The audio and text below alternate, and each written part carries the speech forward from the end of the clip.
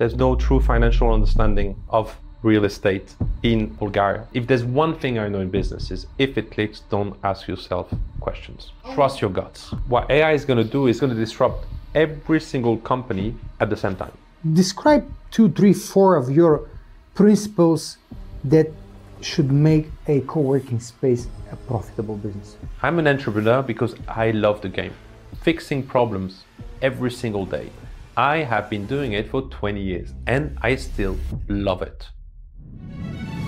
Това е Банкноти от Имоти, бизнес предаването за елитни инвеститори, което образова и вдъхновява. Този епизод е с информационна цел и не представлява финансов или правен съвет. За повече информация посетете www.investia.bg/legal. Скъпи приятели, аз съм Щелян Калчев и днес имам удоволствието да ви посрещна с много интересен гост в епизод новия 53 на Банкноти от Имоти. Днес в студиото имаме човек, който вижда стойност там, където другите виждат руини. Французин, избрал България за нетипичен бизнес. Предприемач, който превръща стари сгради в модерни IT екосистеми. Той не създава просто coworking офиси, той изгражда общности. Смесва числата с инвестицията с дизайн, архитектурата с предприемачество, квадратни метри със смисъл и така нататък.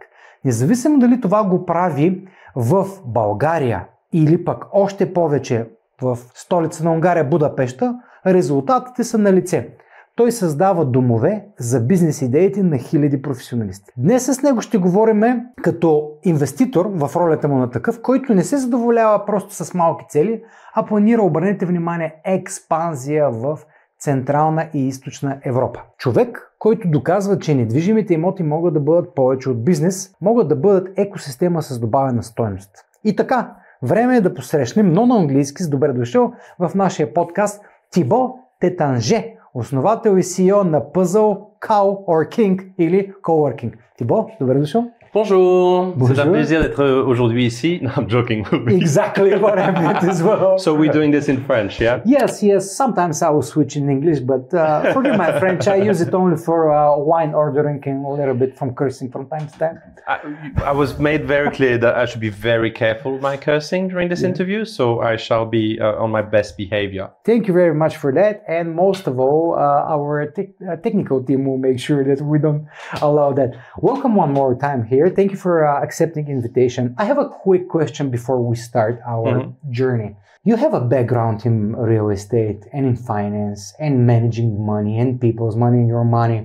Tell me what you think about the residential real estate market in Bulgaria. It's okay. It's, in all fairness, it's a market I do not fully understand. Generally, I mean, there's many ways this could go, right? On a general basis, if you're looking, so let's take a baseline, right? In Bulgaria, most people do not have alternative of investment, and so they usually would go into the residential market. But then when you're looking at yield as an investment, if you ignore the increase in the value of the asset itself, I think the rental yield is 1.5%, 2% at the moment, even gross less. Or net? Net. Net, about 2.5. So it depends. It would not be sufficient to cover the cost of the interest, right? Now, there's another aspect of it, is that if you are looking at the price per square meter in Bulgaria at the moment, in France, when you're purchasing an apartment, you do not pay for the walls. You do not pay for the terrace. You do not pay for the add-ons. And so the net area is actually much smaller. My flat in Sofia... Who pays for that? Sorry for interrupting. No one. It's just like... Come on, somebody made expenses for that. No. It's like literally, it's considered to be... there's just the loi Carrez, and so it defines the square meters. For example, if the ceiling is less than 1.8, and please... Maybe it's not 1.8. Yes.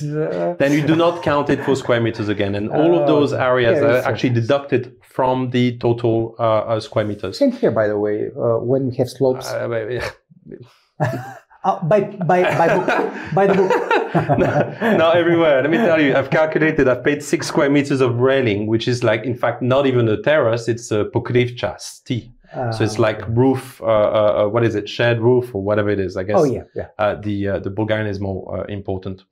And so then when you look at the rest of the dynamics in the country, that would imply that the actual price per square meter at the moment in Bulgaria on a loi Carrez basis in the center is probably what, 6,000 euros square meter? That's getting pretty high for the market. that is already pretty high. I mean, it's a diminishing population.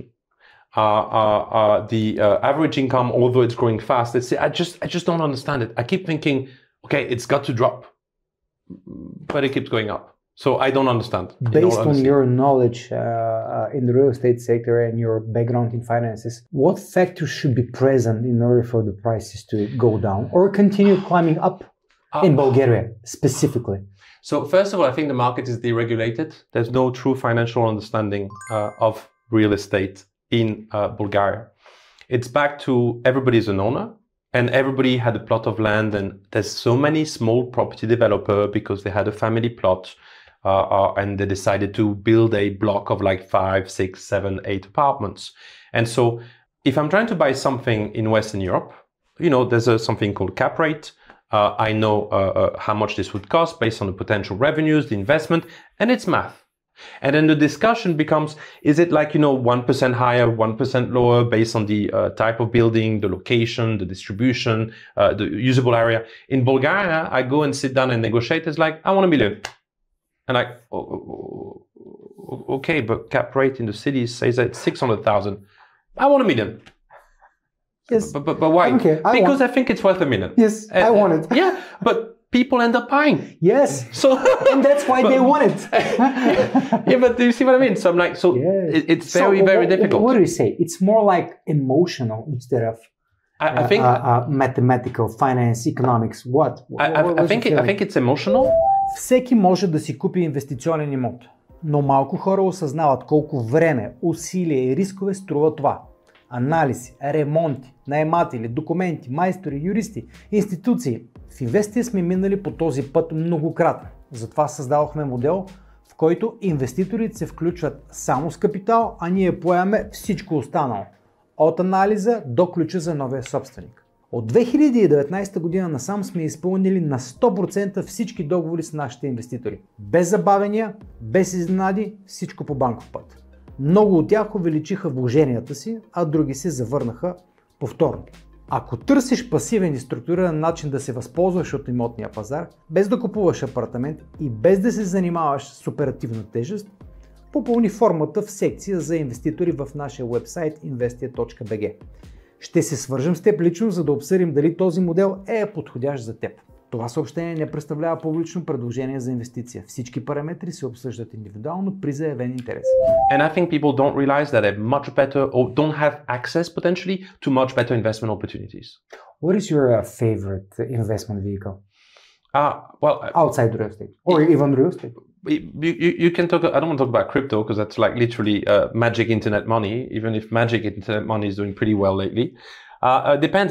It's for everything. You need to do a mix, right? So at the moment, if you think about the rental yield again of residential in Bulgaria, do you want to put everything? Do you want to put all your eggs in the same basket?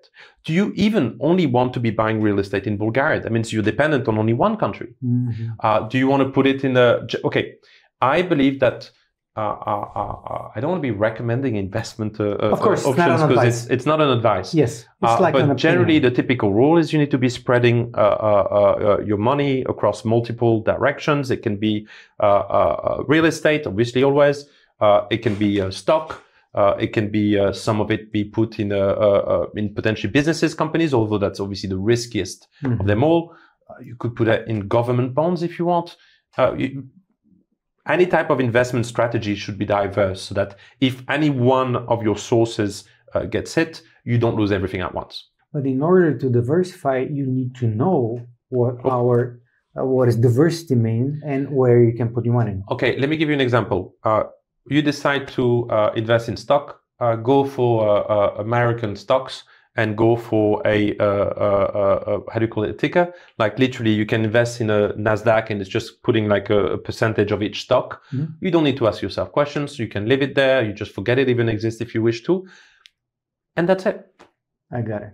And that's more liquid. You can transfer it. You can move it around. I mean, it's just about spreading your risk. What I was trying to say is that one of the potential explanations why people invest or put money into the real estate, because I don't think that every transaction is investment, or people might think they invest, but they don't know if they really invest or not, It's because of the low level of the financial culture of the people about where to invest, what are the other classes of assets, where to put money internationally, Bulgarian, financial markets, real estate, crypto, or whatever. Anyway. But it's still new, right? I mean, if you think about it, 5 years ago, it was very difficult to access all those markets, maybe 10 years ago.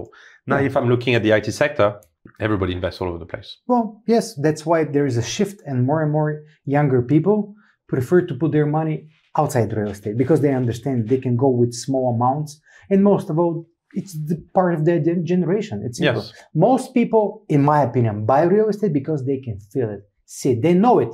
And people usually put their money because they trust in something. Let's go back about 20 years behind. Let's take the time train and go back into your life. I've been here for a long time. Yes, yes. Why Bulgaria? And where did your real estate adventure started? Can I make the silly joke? Not because of a woman. For some reason... Not the F word, of course. No. For some reason, every time I come in, people are like, but why did you choose Bulgaria? And is it because of women? And it's a classic. I'm like, no, I chose Bulgaria for opportunity. I'm a huge proponent, defendant. I just love Eastern Europe. So I'll start by the basis. Eastern European constantly complain, this is not working, that is not working, this is not possible. It's much better in Western Europe. You have this weird tendency to believe that Western Europeans are better than Eastern Europeans. I mean, I've been living here for 20 years. I only spend my time with Bulgarians, so it must be for a reason, right? I mean, there's really this shift that needs to happen. But generally, what brought me to Bulgaria is opportunity. So for everything. You'd say the road is broken. I say, great, let's build a road. You'd say this is not working. Great, let's fix it. I mean, really? I love it. This level of excitement is exceptional. If you think about Western Europe, I do not want to go in politics, but every new election cycle is leading to new inefficiencies. So somebody wants to get elected and they will stand up and lie and make false promises. Yeah. But then once they get elected, they have to give things, right? Yeah. So they cannot not give anything. And so every next election cycle creates more and more and more inefficiencies in the economy.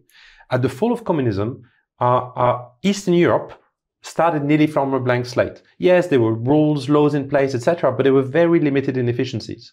And so that's one of the most attractive points for a entrepreneur, a person like myself, in Eastern Europe, is that I'm like, there are no inefficiencies, so which means, money moves around the way it should. Things can be built the way it should. Obviously, there are difficulties like everywhere else. But that was really the prime excitement that I felt 20 years ago when I first came to Bulgaria. But why Bulgaria? Why not Serbia? Why not Romania? Why not Turkey? So at the time, real estate, it was like the second home type of secondary market. We go back like 2005 or even earlier? Even earlier, I think. Really? Yeah, I was, yeah. And don't worry, I started this business about 2003, 2004. So that's when I came in. We started with all the people from England and foreigners buying real estate in my place. So at the time, Spain was, the location, where people wanted to go, and suddenly, Bulgaria was kind of popping up and everything. And so I came here to buy a flat because it was super cheap, and I was like, I'm young.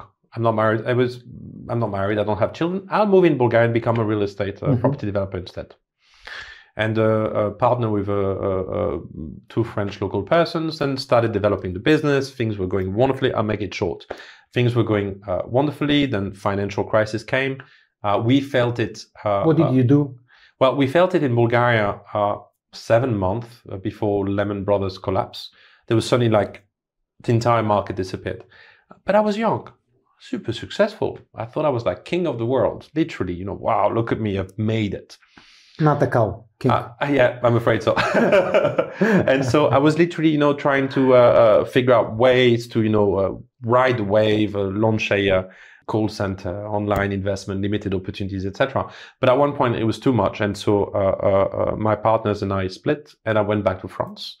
And I worked for a private equity fund as a trainee. So it was a bit of a, step down, but it was interesting. I wanted to test myself, I guess. I wanted to understand what was this crisis, what was this financial crisis, what was happening. And I decided to go at the heart of it, right? So, I mean, France was not obviously the heart of it, but it was like, I went into like a private equity firm, following daily market report, understanding what's happening, what do people think.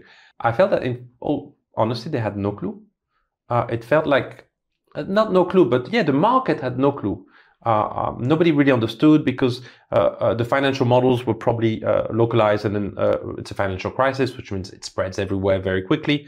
The rules of the game had changed because the economy was much more interconnected than it used to be, and nobody, I guess, had realized to what level it was interconnected. After that, I didn't stay a long time because I'm a builder, so I need to create things.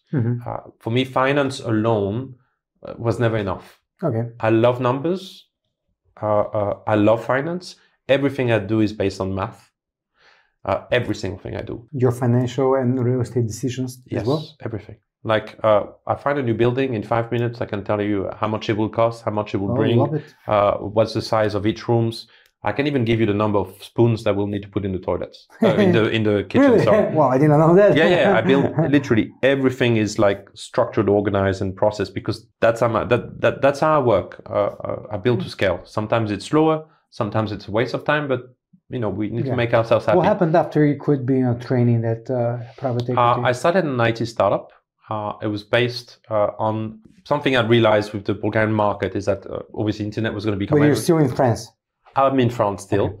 Okay. And then after 3-4 months, I see that I start building a team in Bulgaria because of the fact that, I have people that I know there, but I very quickly see that I don't have enough control of what's happening. I'm not understanding fully. And so I decided to move back to Bulgaria. We raised some financing, looked for an office, could not find one, and found Zavod Vitosha. In Sofia, next to Paradise Mall. And there's literally this video of me walking with my partner at the time in there. And I'm like, it clicked. It just Which clicked. year is that? 10 years ago in a few weeks. 2015. Okay. Yes. Literally it clicked. And if there's one thing I know in business is if it clicks, don't ask yourself questions. Trust your guts. How do you recognize the click? And if it's not the click of the fear, I'm the type because of fear clicks as well. Well, I don't want to say I'm fearless, but I'm not far from fearless. I literally am the guy that will jump out the window and figure out a way to build a parachute on the way down. So that's how I process business now. I'm not. I calculate, right? I mean, I take. This is very strange for somebody with the numbers. By the way, it's like the opposite. My key difference potentially is that I have an engineering mind, but I'm exceptionally creative. And so this imbalance that I felt all my life meant that I had to work a lot to be whole. Because it's like I'm literally the extreme. Yeah, literally. And that's probably what, to a certain extent, creates my uniqueness in business, is that I'm able to understand both aspects and I'm able to do everything in the middle. Amazing. So I don't know if it's amazing. It's tiring. Still. And what about now? What does your business in Bulgaria look like? We now have obviously Zavod Vitosha. We grew and grew and grew and grew. Just to you want a general structure? Very in general, just to say that this is the ex-Zavod Vitosha, which is in Sofia, which is in next to Paradise. Yeah, next to yes, Paradise. Correct. So when we first came in Zavod Vitosha, it was empty. Bulgarians have a tendency to dislike old. Old is not pretty. Where in my case, a old building is unique. It has aspects that allow you to create something unique. I mean, how can I explain? Building a green development, so something from scratch, is much easier. You just copy paste, copy paste, copy paste. When you're converting an old factory into a co-working office or restoring, I mean, the Budapest project was even more difficult. I mean, I respect till the end of the world our architectural studio managed to pull this off because it was difficult. But all these initial constraints in the building, you've got a column here. You can't move it. It's there. And so all those constraints force you to be creative. And that's when uniqueness happens. And which part of you comes in that? The crazy part. The crazy part. Oh, yeah. Not the engineer. Well, actually, okay. So form depends at what point of the process. Yes. So form before design, right? So I only care about effect. Form before design. Yes. Wasn't that the Apple motto? I think it's Google. Maybe it was Apple. I don't remember. One of the two. So the biggest issue one of the issues that you see in real estate, there's many issues everywhere, right? Is that an architect, an interior designer will be creating something and it's not implementable because they picked a profile that doesn't exist. They picked a thickness of wood that's just not achievable. And so the way we function in Puzl is an engineering first approach. So in effect, I tell you, you've got those two pieces, go crazy. You can do anything you want. Those are your constraints. You can rotate them. You can turn them. You can break them in pieces. But these are the two elements that you have available. And that's how we approach everything. For example. And so at the beginning, I used to do the designs. And because I'm not an architect by trade, it means that, or an interior designer by trade for that aspect, well, I don't follow a pattern. Okay. I don't, I've not been taught that this is the way. I mean, we have all heard, I'm sure, multiple times in our lives, but I've been doing it for 50 years. That's how you do it. And I'm like, great, I don't care. I don't want to do it like this. I'm not interested in doing it like this. And I think this is how I approach business as a whole. So you give them a twist or like a new image or new functionality. I built a co-working without knowing what co-working was. I literally built it out of logic. This seems like the logical thing to build. So when you saw the place, did you know what you want to do? I wanted to make an office for myself. Office? Yes. Because you couldn't find an office. Correct. And then it was too big. And I was like, okay, what do we do? I'll just renovate the rest. And then, we can invite some people to join. And then eventually when the startup grows, we'll just slowly take over the full space.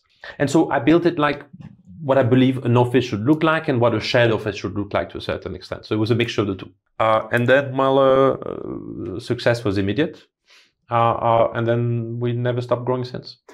How does your business look right now in Sofia, in Budapest? In general, like give me some numbers. So, like space. We have 3 buildings. We have 2 buildings in Sofia. One which is Zavod Vitosha with about 1,000 seats there as a co-working. How big is the place? It's about 10,000 square meters. 10,000 square meters. A bit less, probably 9,000. Yes. Owned or rented? Rented. Rented, okay. Sadly, they did not let me buy it. It is what it is. I mean, I have a great relationship with the owners of the building. So they trusted me at the beginning. What about the building? What about the future of the building? You mean the back residential project? Yeah. They will not destroy the existing building. They will remove a part of the front eventually, but it's at the moment residential building at the back is phase 1. Okay. They'll have a second phase which will be on the side. And then afterwards, they'll redo the internal courtyard and one more in front and potentially one on the left. So the buildings will remain. Is going to stay. All right. Yeah, of course. This is building 1. Second? The second one was the old factory that we purchased in Budapest. That one currently has 200 seats renovated, and it will be total 850. It's about, well, it's hard to say, but let's assume 12 million euro investment. Wow. Then the third one is a brand new, fresh out of the oven, not fully cooked yet project. Baking. Yeah, you could say that. For another 2 weeks. Yeah. We've done a soft opening, but it's not fully completed yet in Alabin. Ulica Alabin in downtown Sofia. Correct. What do you have over there? So it's a 5-floor building, historical building. The whole building? Yeah, excluding the ground floor. Rented or bought? Rented, but for 20 years. All right. So I perceive real estate as I mean, I don't really care about the asset, frankly. What people miss to understand is that you need to secure your investment, right? In my case, I'm in the operational real estate business. In Budapest, I had to buy. Why? Yes, because it's different. I bought a building for 450 euros square meter in a great location in Budapest. But the renovation, 1,500, 1,200. So killer. Exactly. So with those type of numbers, you cannot not buy because you're creating so much value in the building that you have to purchase. You have to purchase. So now, you had Didn't you put a lot of money in Zavod Vitosha in Albania as well?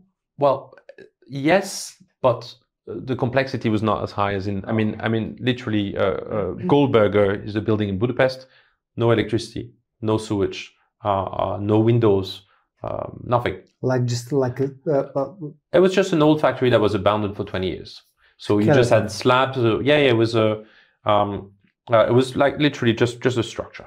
Okay, the structure. Yeah. Okay. And some kind of really old facade, so it's closed, right? It's out of water and wind, but it had to be completely redone. And plans for the future? Oh, I don't plan to stop, otherwise life gets boring. Yeah, of course, but which direction? Like Eastern Europe, Central Europe, Western Europe? So again, real estate community. I buy, I rent wherever there are opportunities. It's a numbers game, so the math would state it. I want to expand, I think. So one of the difficulty of Eastern Europe is that there are no private equity. They're very, very, very limited private equity. Yet. There's a lot of VC, venture capital, but private equity is nearly inexistent. People invest themselves for themselves. There's no like structured type of investment arm. And so I need to get closer to Central Europe to be able to go into the DACH region, so Deutschland, Austria, and Switzerland, where I would be able to tap into this capital pool.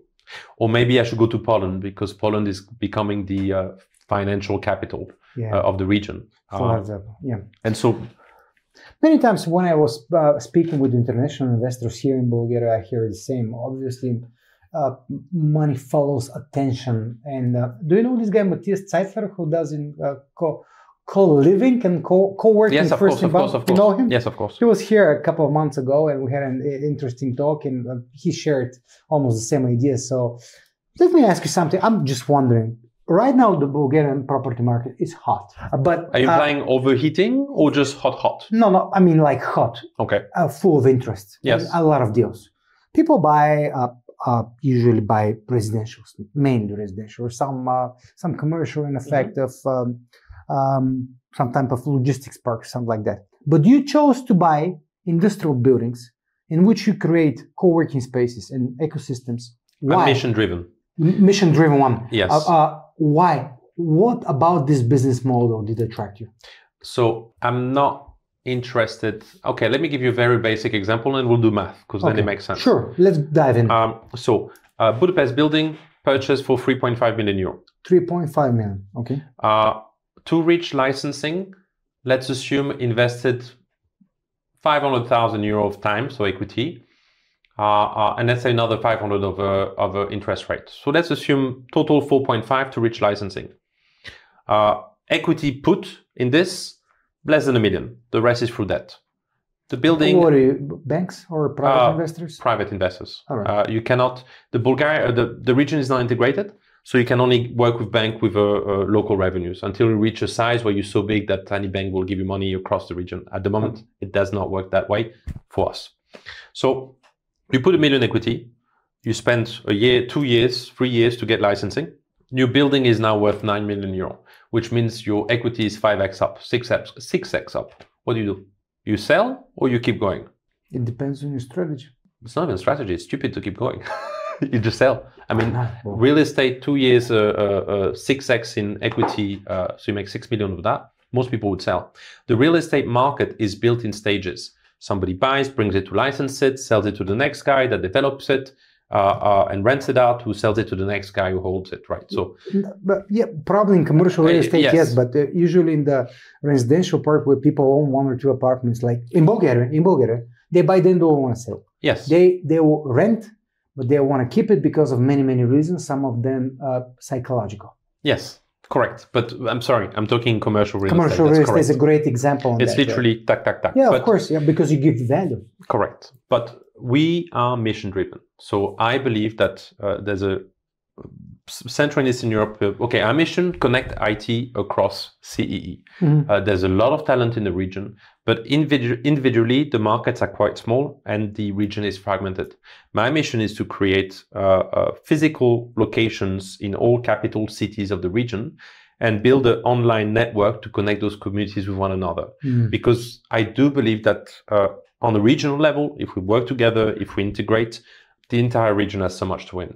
And so real estate without a mission, for me, is not as exciting. Don't get me wrong. I love building things. I love designing things. I love working with my team. I'm not so certain they love working with me so much at times, but that's another problem. And so I really, really enjoy it. But the mission on top makes it sexy for me, sexier even. So let me put it that way. We are in the operational real estate business. In effect, we are day hospitality. So we are a hotel. Yes, the co-working. Okay. We are a hotel that has customers during the day mostly. So you consider yourself not as an office, more as a hotel? We are an office, but it is a hospitality business. Hospitality business. So we are closer to a hotel than to a typical office building. And so, in effect, I don't remember what I was going to say. It happens to good people too. Happens to gods. Yeah, we were talking about the mission and about in the real estate business. Correct. Thank you. No, I still don't remember. But you still said yes and then thank you. Yeah. It will come back. You know, I'm going to wake up in the middle of the night. I'm going to go, oh, that's what I wanted to say. No. It's gonna come back in any moment. I'm sure. We're talking about the hospitality business. Correct. That it's more like a hotel. Any bells ringing? What you're about? You're just repeating the same thing over and over again. That's what I was saying before. All right. We were talking about hospitality, hotel, the fact that it's not an office, mission-driven. What is your mission, Tibо? What is your mission exactly? To connect IT across CEE. So literally connect. Why? Out of millions of possible missions, why did you choose this? Okay. I believe the world is unfair. I believe that people receive unfair opportunities.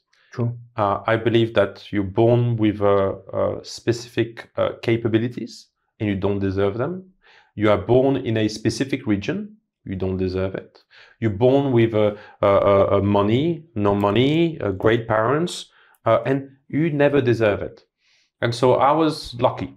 I call myself a lucky sperm. Hopefully that won't be blocked by YouTube. And so I am usually, there are a few things that, you know, I guess values that work with me. It's unfairness is one of my triggers. Yeah. Efficiency, fairness, respect, equal chances are some of my values. Yes, sir. It's okay. I think that everything that I do somehow touches upon this. And I know that I can bring value to the region from my different upbringing. You mentioned the word lucky. It most probably comes from a background. Why do you consider yourself as lucky as? Where your luckiness came from? Where did you family like place? Family. Can we talk about it? We can speak about it. I'm from a... Just very briefly. Okay, I'll give you the typical speech that I give when I'm asked this. I was born in a very big, famous French family. Champagne is sold here, so I'm sure you know it. Tell me about it. I've heard about it. I was informed about it. We also had a big hotel group. I think it was the 4th or the 6th in the world. Come on, you're that rich? Family. Oh, okay. Family. Yes, of course, you have family. Oh, this talking can give to the Bulgarian or international women. You know, this. I left to Bulgaria because I wanted to do my own thing. I wanted to build something that was mine and mine only. And it was more difficult and more complex to do because of my name in Western Europe, because people would ask, but why don't you work with your family? Teitинджър. Here, no one cares. Yeah, because no one knows. Not a lot of people. Hopefully not. Yeah, maybe that was stupid. During that champagne. So you have your family used or still makes that champagne? Still makes. And the name of the champagne is? Teitинджър. Teitинджър. Yeah.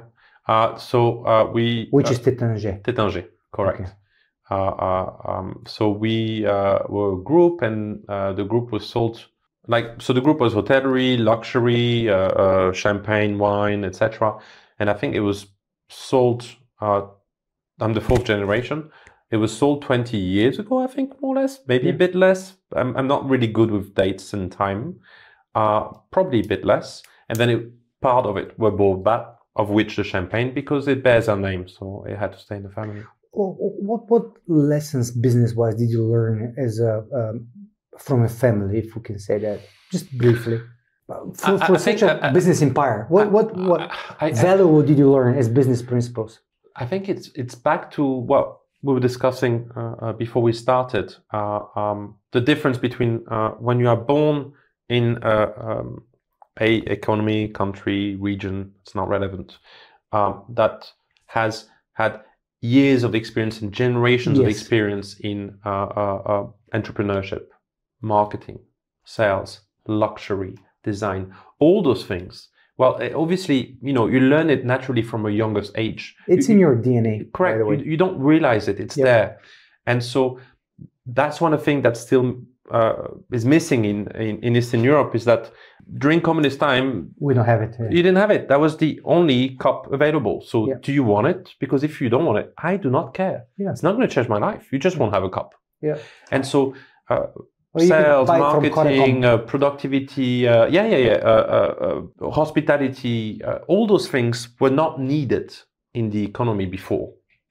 And that means that it takes 2 to 3 generations for this to really become like something learned from birth. Inept, I think. No, inept is the opposite. Inné in French. Sometimes I don't get words in English. And so that's what I can bring, and that's what I'm bringing. I can support, explain, share. I mean, I advise tens of companies to support them. Yeah, of course. What for? What Everything. About? I mean, generally, it's mostly startups. We built, in fact, some informal and completely informal, so it's not official, it's not out there, incubator, where we are supporting startups with like whatever they need. We don't take equity for it. We don't ask for money. We do it literally because I so believe in the power of community and the power of people working together, helping each other, that I try to make this, you know, in a more general manner with people around me. Amazing. Just a final question to wrap up this topic. Which has more importance for success in business, the environment or the motivation? It's not an easy one. I know. I would say motivation, because if you're sufficiently motivated, you will find the right environment. And I know I'm cheating with that answer. So motivation. Motivation. Yeah, because this is, by the way, a little bit back to unfairness too. If you are exceptionally motivated, you will always find a way. True. Regardless of which environment you were built in. The environment gives you a head start. But what about the current environment, Tibor? You mean like it doesn't matter. Why not? If you're in an environment that brings more down, like if you're they say if you're the smartest person in the room, get out of the room. Do you agree with this? Yes. Because I agree and disagree. I think that to a certain extent, yes, that's fair. But I don't want to brain drain in Eastern Europe. So no, don't leave. Stay here. A personal question. Tell me. Kids? No. Why? I can tell you why. No. No. I work every day. I'm so passionate about work. I don't have time to. I don't believe. I want to be a father. Do you want to have kids? Well, I wanted to when I was younger. I wanted to be a father, and now I'm like, I don't know, because if you one day have kids, let me phrase. Where? Would you? No. Would you let them inherit everything that you've built, like a wealth, or you would just not give them much? I won't give them much. Why? Because we can take a very simple example from the region. Again, back to the fall of communism. A generation of parents wanted to give everything to their kids, everything that they could not have. And that created a spoiled generation. I think that your kids need values, education, and enough to get a head start if you can afford it, but not limitless. So it's a bit a roof over the head, potentially some sort of like income, very basic income, but they need to be hungry. If you give too much, they're not hungry anymore. They're satisfied. All right, let's go back to your business. How do you balance between architecture, design, and financial return? I'm exceptionally efficient.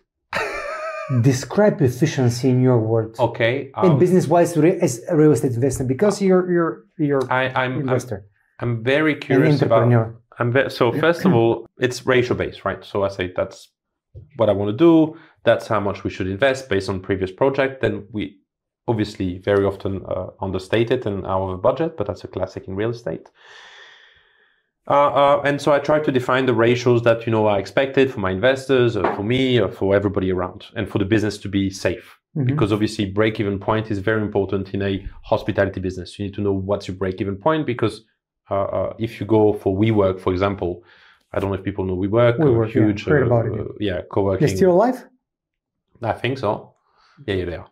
They are, but like in a much smaller version. Yeah. Their break-even point, I think at one point in some location was 85, 90% of occupancy. There's no business case there. So first of all, in real estate, at least in, if you're doing it as like an investment and you're spending a lot of time, money is in the intrinsic value that you build in the real estate. There is no money in lease arbitrage. WeWork was doing lease arbitrage. They would take the best building in the city, top dollars, would break it down in small pieces, do nearly nothing inside, and be very proud about the fact that it would take them 3 weeks to open a new location. And then they'd rent it out short term. So they would have a very long lease term risk with no guarantee, because they'd be giving short term leases on the other side, and a very small margin. That's not a business, that's madness. And what is your business like? I build intrinsic value. We created our architectural studio. We created a furniture studio. Everything we do is like, it takes time, but we really transform the properties that we take. So let's briefly describe the business model. You rent a place like 10,000 square meters. So rent or buy. Or buy. Depending on the numbers. Okay. So, and depending on the investment needed to reach that point. Capital and things like that. Correct. Okay. So what do you do next? Plan, you license, design, then renovate, and then operate. So, and everything is interconnected, right? So we understand our business. We know we understand our audience and our target market. We also understand, and that's one of the things that, because we engineering first in design too, we understand what kind of material we allow to use, because we want to make sure that what looks beautiful today will still look beautiful in 10 years. So for example, tables. Timeless piece. Timeless. Correct. And that's, by the way, timeless design is the example that I always say. I always explain that, I don't know if you know Hermès, the French luxury brand, the Birkin bag. So Birkin bag is the ultimate luxury for women. It's like, I gotta write it down for my wife. I wouldn't if I were you, trust me. They're expensive. all right, erase that. So the Birkin bag is the ultimate luxury. Hermès is the ultimate luxury. For, I don't know, 30, 40 years, all right, it is the same bag. And they've got 2 or 3, top of the fashion. The most wanted luxury item for any woman in the world. Oh man, wow, listen to you. I now realize why they don't have much innovation on iPhone. like vision-wise, like it's just the same. So iPhone is a bit different. It was really funny, because at one point they were adding a lens every year, because it becomes statue, right? So you need to show that you've got the latest number of lenses. Yeah. But then at one point they reached too many lenses, so they cut back. Yeah. Well, and then now they're building again, and they'll cut back. Yeah. Well, there's not much room, obviously, for some design innovation, but correct. Anyway, so timeless design and renovation purpose. So, for example, massive wood tables. We have tables that are 10 years old. They were built with exotic woods, imported, beautiful woods. Good. And every 2 years, you just, I only know names in Bulgarian for this for some reason, but you schleifen the tabletop. Yeah.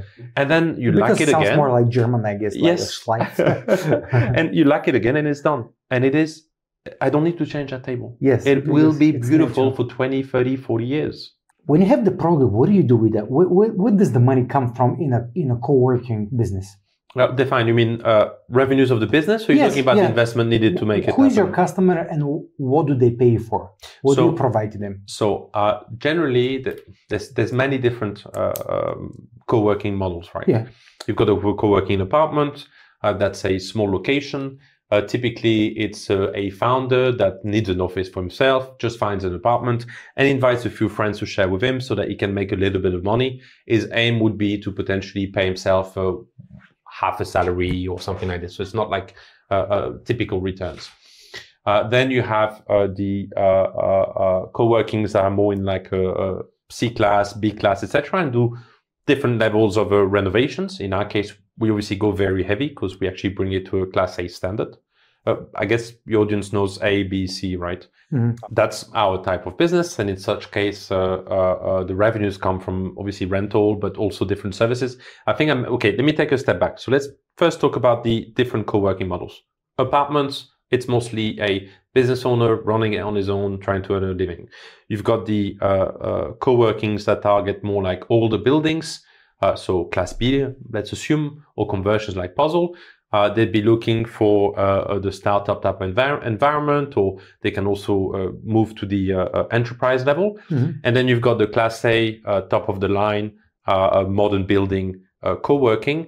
In such case, the investment is actually lower than in the middle line, which also implies thinner margins, but it's just much faster to market. So they're three different models. You know, they're all different. I'm personally a fan of the middle one because I just enjoy the conversion. I really take pleasure into seeing and transforming a building. So what do you have, like a short, mid-term, long-term rental or agreement with the... So afterwards, in terms of the different type of agreements, it depends. In your case. In my case, I do short, mid-term, and long-term. Well, I don't believe... all of the spectrum. Yeah, I don't believe in pure But how short. do you decide Based on the size.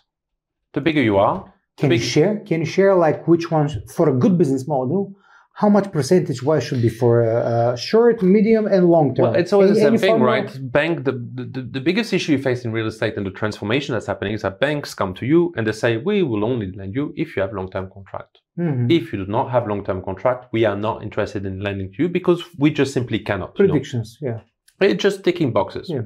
At the same time, okay, let's take two examples, right? So you have a traditional real estate office building, and you have one tenant representing 80% of your total revenues. When that one tenant leaves, you're in trouble. I was very good there. I nearly used the F word, but I didn't. Yep, good job, man. So you're in trouble. However, when you're talking about a co-working, it's always, okay, I'm a big fan of the third. One third. Why? Because it's the magic number in nature. Any type of animal kingdoms that you see, for some reason, there's always a split of one third. I won't go into that because we're off topic. I can if you want me to. But so I try to do 1/3 short term, 1/3 mid term, 1/3 long term. And because they are from Is that the sweet spot? Yes. Okay. And because they are from multiple members, we call them members, but let's assume tenants. It means that each of those tiers would be not just one company, but multiple companies. So that means it constantly scatters and it constantly more or less remains within the same type of lease terms or expiring. I think, I don't remember the term now. It's average lease expiring. No, I don't remember. Do you strive for renewals? Yes, of course. But I always strive long term in everything that I do. So I'm not looking for like short term gains, which means that, you know, if members are happy, I want them to remain. Okay. And but would I ask them to re-sign a long term contract? It depends how big they are and what's the biggest business risk for us. What type of individuals and businesses do you have? Like from what business? Only IT sectors? From 1 to 200. Only IT. We are IT Puzl only. CowOrKing on that. So we are IT only, but in addition to that, well, IT is broader, and with AI coming around, well, it's becoming broader because AI is going to be everywhere, right? We could do a podcast about AI one day, but I guess it's not. I'll be more than happy, especially in real estate. By the way, recommend me somebody who can talk about that, but who is a practitioner. Off topic. Off topic, we can speak about this afterwards, but generally it's not as smart as what people think.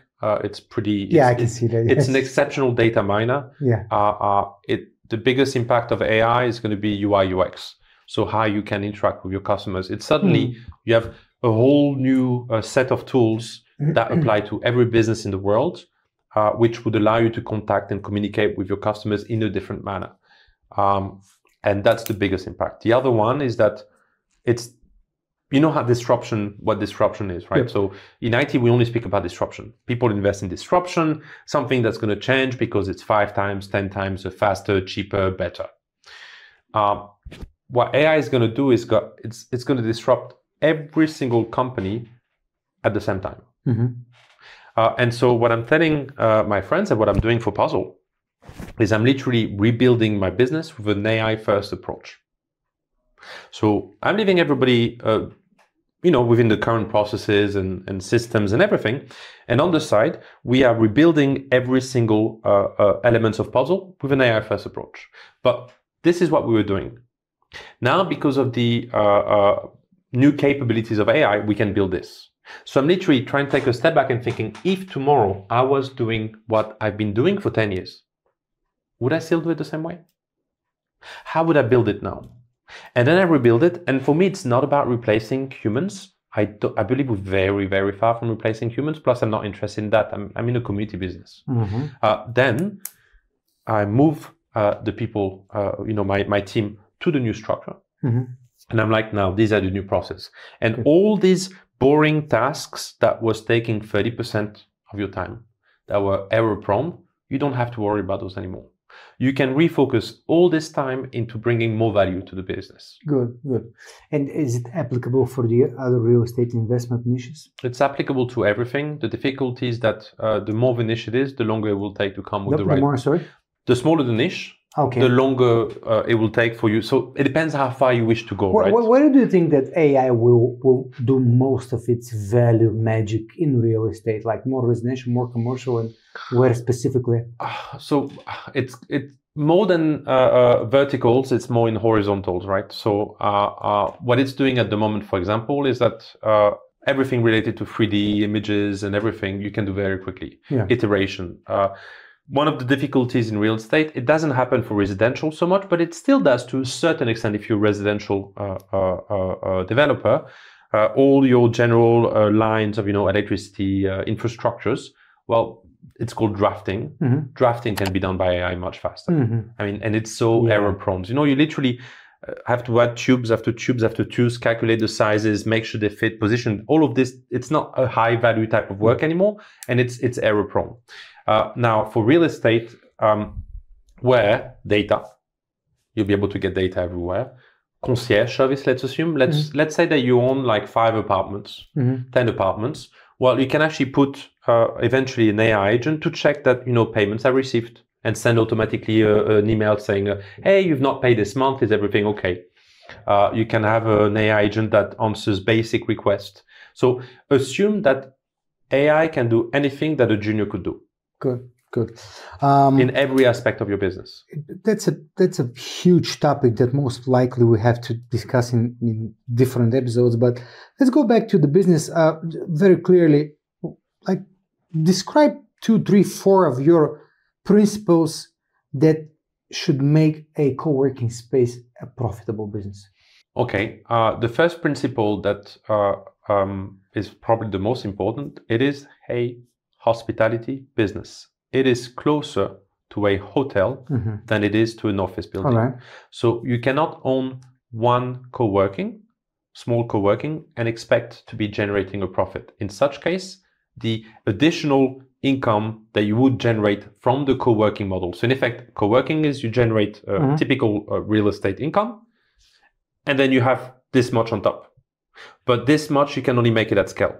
Okay. So if you don't actually have multiple elements, then it's just better not to bother doing it. So it is a hospitality business. It requires a team. It requires scale. It requires a brand and every aspect of it. The second aspect of this, which is correlated, is that like a hotel, it runs in ratios. I'll give you a basic example, which is a 1-star hotel usually works in multiples of 52 rooms. Why? It's a standard in the industry because with 52 rooms, you can fully employ a team. If you have 55 rooms, you need to employ somebody else that will not be utilized at 100%. Co-workings work the same way. You should not be building random sizes thinking that it works. There is a process to everything. And that's the reason why I'm saying that the hospitality industry is the base of co-working. It is complex. It is not something that you can just, it's not just owning an office, having one tenant and letting it go. There's a lot of work. If I should give a third one that matters is obviously a community, level of service, design. Every aspect of your building need to be thought differently. I'll simplify it, sharing economy. Sharing economy, right. Tell me about your business model in Sofia, the Sofia projects. Can we speak about invested capital, returns, timelines? Can you be a little bit more specific? We can speak to a certain extent. Please don't ask me how much I invested 10 years ago, though. Okay, you don't know. Well, I mean, I can pull my Excel. What about right? Alabin? Can you, let's say? So, Alabin is about 700,000 euro investments for 200 seats of co-working. Mm-hmm. The renovations took 6 to 8 months. It was simpler than what we typically do, but there was obviously a lot of challenges. And returns on investment, it depends how well you do and what percentage you reach. I mean, typically, assume that how much does a office cap rate in Sofia, I believe, is what, 7.5%? 8%, 8.5%? Office space, but let's say 6-7%. Depends on prime and yeah. So let's assume maybe 8. So the way commercial real estate function, you buy a office building which is currently rented, mm-hmm. and you expect in Sofia between 7.5 and 8.5% of return on investment. Okay. So you take your revenues minus the cost, and generally it's what, 95% EBITDA, which is called NOI in real estate, net operational income. And that's your margin, and you want 7.5% a year. So that's how you price a building, a commercial real estate building in Bulgaria. Now, when you're the person doing the development and you maintain your building, you would expect a margin of about 10% a year. When you do a co-working, then you add on top. Depends on your expertise, and it depends how much you spend renovating, right? So obviously it becomes a calculation. You need to get really good. Mm-hmm. In our case, we have our own architectural studio, so maybe that allows us to get another 1-2%. The co-working itself probably generates another 2-3%. So it's I do not wish to speak about margins, because I don't think at the end of the day it matters, and every building is different. So you cannot truly define a standard. But what I can explain is that the more you have in the chain, the more you generate as a margin, but also the higher the risk. Of course. Tomorrow Alabin opens, I still have my architectural studio. Until I put them on the next project, well, they're part of the team. I need to have the costs associated with the team, and I need to support them. How do you usually provide the finance? You said private investors, like any details on that? How do you provide the capital? So like they have a share, they loan you. So I do everything. Everything. Yes. I have 60 angel investors. 60. Okay. That invested anywhere between when we started 10,000 euro and up to €500,000, more or less. Bulgarians, internationals? International, Bulgarians, everyone. And they invest in the UK parent, and they just become a shareholder in the company. They have ownership? Yes. Oh, okay, not loans or something like that. I also have loans. Okay. So I have private loans, which are between 3 to 5 years, with a full amortization, 50% amortization. I'm pretty flexible with those things. And that represents another source of investment capital. Obviously, we reinvest all of our profit into growth. And you don't share some of the profit with the shareholders? Everything is reinvested. I gave a rule when I started Puzl, is that as long as I can actually find places to reinvest the capital at more than 10% per annum, I will keep investing it. So that's the mark, 10%. Correct. Right. That's my minimum. That's good. The moment I see that I cannot reach this level anymore, then I start paying dividends. In effect, an equity return in a business like a co-working, okay, equity investors usually look for 20% a year. When you invest in Puzl, it's more or less what they should be expecting, 20% a year return on investment. Got it. All right. Well, we're talking about bank loans. Sorry. Yeah. And I have bank loans in Bulgaria. Yes. All right. What metrics do you track to know if a project is successful? Give us some examples for the investors. What they should be focused on to know they are on the right track. Are we talking about co-working or real estate as a whole?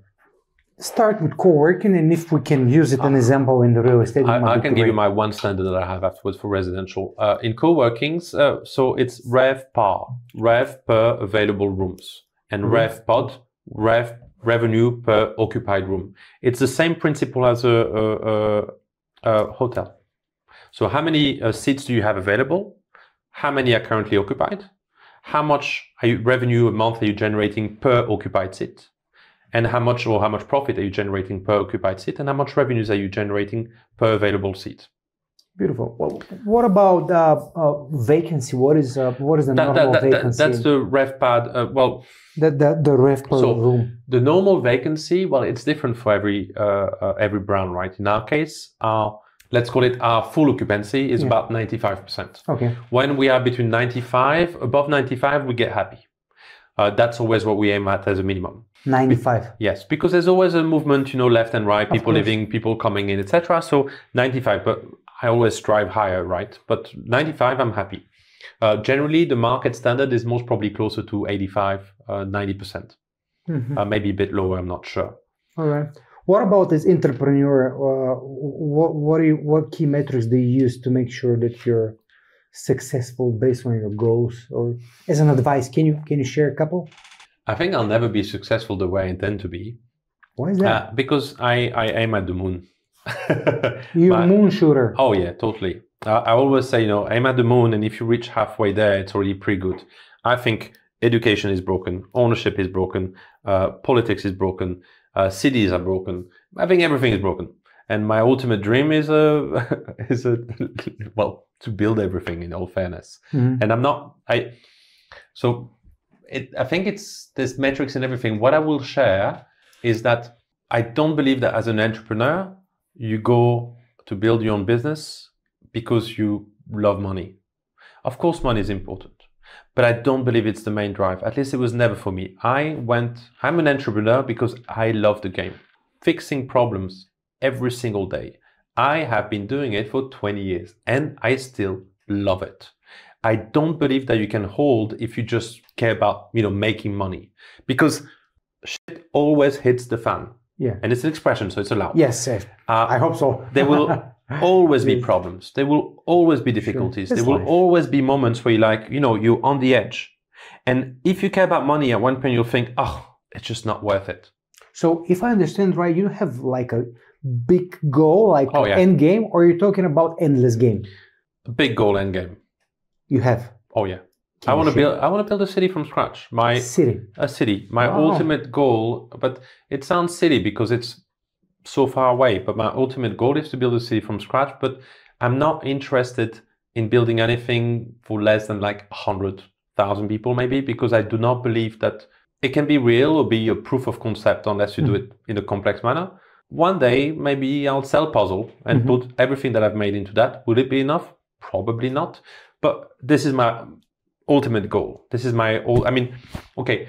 Do you know the Boring Company from Elon Musk? Which Boring Company. The Boring Company? Yeah. Does it ring a bell? Yeah. So it's tunnels. So what he's saying is that he's building individual tunnels. Okay. But okay, literally to go underground. Now, vacuum. Correct. Yep. No, that's another one. That's the Hyperloop. He's doing a lot of things. All right. Yeah. He's also got a flamethrower if you're interested. So it's literally tunnels which are for individual cars, for Tesla to go automatically so that they can be very small, because you're not meant to be able to have an accident. Let's not go into the whether it's and it's already existing. In fact, what I mean is that now let's take a step back. Every single new residential building or any kind of building is required to have underground parking, or at least parking on site. Why then do you still have, I know why, but that would imply that if a new city was built tomorrow, you don't need cars above ground. You literally go from underground to underground. And suddenly now, if you look at a street, it's green. It's green. It's for people to walk. It changes everything. Love it. And you cannot retrofit No public transport? You don't even need them. On ground. You can have a public transport in the ground going the tunnel. Okay, let's assume you can put small public transport. It could be, I don't know. It could even be those things that you have in airports. How do you call this? Moving stairs, whatever. It could escalators. be escalator. It could be anything. Yeah, but underground. Underground or if it's a public transport above ground, I think it's acceptable. But my point being is no car parked on the street. No car driving around like crazy. You don't need them. But you cannot go to Sofia and start digging on the streets. It's so expensive. impossible. I mean, come on. And archaeological as well. Remainings and findings. Well, yeah, but how many times have your internet cables been cut because nobody knows where they are? Yeah, well. So that's a prime example. But I can give you hundreds. Start from anew. Start from scratch. Just to go back a little bit.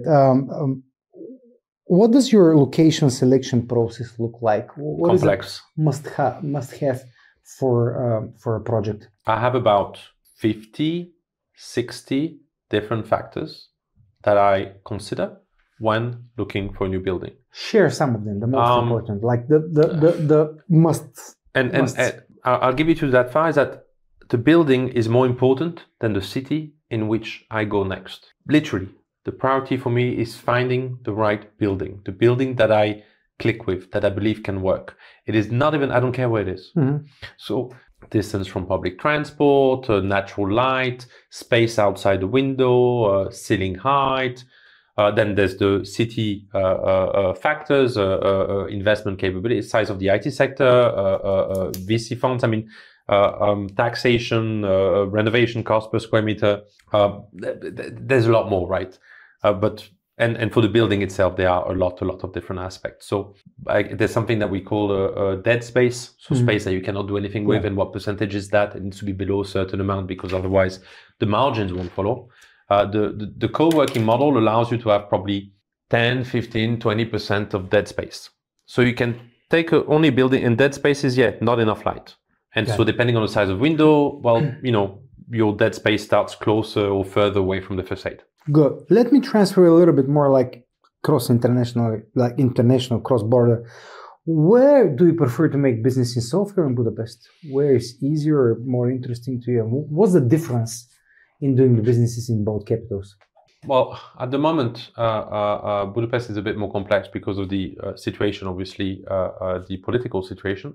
It makes the economy a bit gloomier than Bulgaria, I would say. At the same time, Bulgaria's real estate and construction market is overheating, which means that there's no logical explanation as to how a price that was 100 yesterday is now costing 150 literally 2 weeks later. So I wouldn't rank places. I think there's so many differences and complexities that they both have values, positives, both have negatives. I'm a big fan of the region. So where would you prefer if you can choose one or the other? Well, I've been living in Bulgaria for 10 years. Yeah. 20 years, what am I saying? So at the moment, Budapest is a bit more exciting for me because it's new, right? I'm like a kid discovering something new, but that's not a reflection on the cities. It's more just, it's newer. Yeah. All right. Just to clarify something, what is your exit strategy with that business? Because when usually people do it, they have like, okay, this will happen when this happens. What is your exit criteria? Long-term selling or? So there are multiple exit paths or criteria. I'm interested in growth. If I see that I cannot generate growth anymore, then that means I need to sell the business because I've created the value that I'm capable to create. Yeah. If what I've done today is all I can achieve, it's fine. I mean, I very often tell people there's no point to be stressed in anything in life as long as you do your best shot. And that's my mantra to go to bed. I sleep regardless of what happens. I sleep like perfect because I'm like, I have given it my best. If my best is not enough, so what? There's nothing else I can do. Are you a workaholic? Oh, yeah. How many hours per day? No, I have a very interesting work-life balance. Oh, yes. So interesting that like work and sleep. I'm French, so eat. Hold on. What I know from French is more like wines and small dishes and life and communicating with people. Come on, So it's not exactly my case. I used to work, and I'm saying used to because I'm getting older, right? Yeah. And I think that and the work is changing. You're 40 what? 42. Yeah, same here. So I used to work 12 hours a day, if not more, 12 to 14. And now? Every day. And then weekend, I would do 6 to 8, closer to 8, and never take a day off. I work every day. Holiday for me is 6 hours of work a day. Now, I would say that I got older, and also, obviously, the scope of work has changed, and at the beginning, I was literally working and could get my things done, etc. And now I'm literally, the team is 30 people. And so I'm multitasking a lot more, supporting a lot of different people. So I can do probably 10 hours, sometimes 12, but I have felt my energy level dropping. And when I'm tired, I just go home. You go home. Oh yeah. You enjoy. Do you buy or you rent in Bulgaria? I bought, and it was a financial decision, a pure financial decision. Oh, okay. I was paying a 1,000 euro rent, which is very stupid, but let's just not go there. At the time, it was very stupid, I assure you. I moved to an Airbnb and I never moved out because it was just simple. Simple. All right, just a final question. What advice would you give to a young investor or to a starting investor, let's say with 200,000 euros or 100,000 euros, what to invest in real estate? He wants to invest in real estate, or he does not? Just in real estate. So it depends. First of all, do you have an apartment yourself? Having a roof over your head is probably one of the first investments you should make, but do not take it as a investment with a high return on investment. I think it's just okay. Let me try to rephrase this in a better manner. At the moment, in the market in Bulgaria, 200,000 euro to invest in real estate is not as big as it used to be a few years back. Of course. At least if we're talking about capital city. I would always, one rule only. Always buy with debt if you can, and never buy anything that is not cash flow positive after the debt repayment. Good. So unless you use it for yourself. Yeah. So in my case, when I bought my flat, I was paying 1,000 euro. I made sure that whatever I bought, and I got as big of a debt as I could. And I was like, anything that I buy, the interest must be below 1,000 euro. And then afterwards, it depends how much I can afford on top. But that was my goal. So I make sure that I'm actually saving compared to when I was renting. So positive cash flow. Yes. Beautiful. Great. Did we miss something that we had to talk about in real estate related or co-working before I ask you some final questions? We could speak about but we spoke so many things about. We're like hour in 10 minutes. It's like, is that a lot? Well, usually we try to do it around about an hour, but yeah. You didn't tell me 45 minutes at the beginning. Yes, but you're a very interesting type of speaker. I speak too much. Yes, that's a nice way to say I speak too much. No. But I think that there is a lot of value, and usually we want to discover not only like the tactics and the strategies, but the mindset behind the person who creates something like that. But long term. What? Eastern Europeans are too short-term, quick gain mindset. It's about long-term value. Tony Robbins says that we tend to, overestimate what we can achieve in 1 year and underestimate what we can achieve in 10. I like that. In general, people like, great. I have questions that I ask every single of my guests at the end. So let's do it. Politely ask you for short answers. What advice would you give to a starting real estate investor in general? Or what you wish you knew when you started? As a real estate investor, understand liquidity. AKA, when you buy something, understand who is the potential buyer. Great.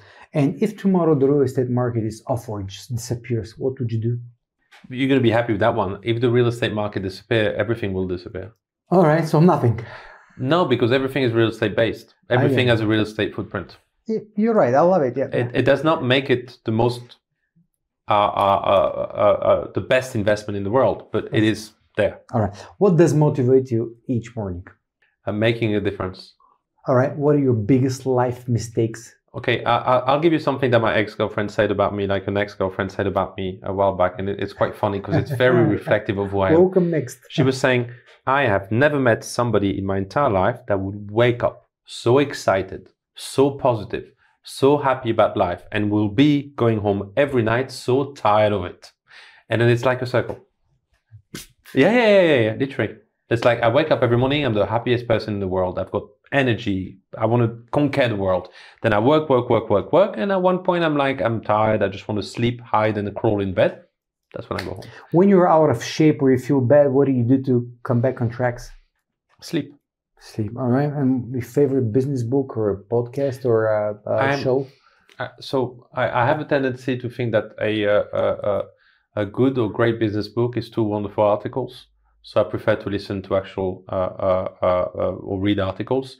A podcast I'm a big fan of is Freakonomics. Freakonomics. Freakonomics, no, them. I like it. I think it's cool. I mean, I've been listening to it for a long time, so maybe it's just out of habit. And finally, what do you want to be remembered with or of? Your legacy, Tibо. I'd say that reputation is important. The fact that whatever I did it in a fair, respectful manner, I think is important. It may sound lame, but it's important to me, I think. Good. Where do people can reach you at or get in touch with you or follow you on social media? Anywhere, frankly. I'd suspect LinkedIn is probably the best place. LinkedIn? They're going to have some tough time writing your name, I think, but we're going to put it in the notes. Yes. Are you implying that French is difficult? No, I never said that. There's no useless letters in there at all. Great. Do you usually stay at Puzl at Vitosha? Or is there well, I'm in the office every day. And do you have like some public appearances people can get in touch with you? I'm camera shy. Yeah, well, it doesn't look like that, but no, I cannot speak. Because I cannot speak in public. It's whatever. It's what it is. So if people want to learn a little bit more from you, can they like see you on an event or like you have? How can they get really touching you? Ping me. My biggest issue is I find it difficult to say no, and I have a tendency to help everybody. Good. Which is not healthy, but it is what it is. Тибо, thank you very much. It was a pleasure to meet you. Скъпи приятели, обръщам вече на български. Прекарах едни прекрасни 60-70 минути и повече с Тибо Тейтинджър, който е основател и CEO на Puzl CowOrKing. За мен беше огромно удоволствие да си поговоря с човек, който прави бизнес вече 20 години в България, французин, който го прави успешно и в София, и в Будапеща. Ако имате желание да разберете повече, човекът като една малка енциклопедия, може да се свържете с него. А ако искате да ни помогнете на нас, благодарение на това, че всъщност заради факта, че ние предоставихме това предаване за пореден път безплатно за вас, дайте по едно палче, шернете го, коментирайте, дайте конкретни ваши виждания, въпроси или кажете кой искате да е следващия гост. От мен Щелян Калчев с огромни благодарности за това, че издържахте с нас повече от един час и с пожелание да ви чуваме и виждаме отскоро. Пишете, четем всички коментари. Хубав и успешен ден!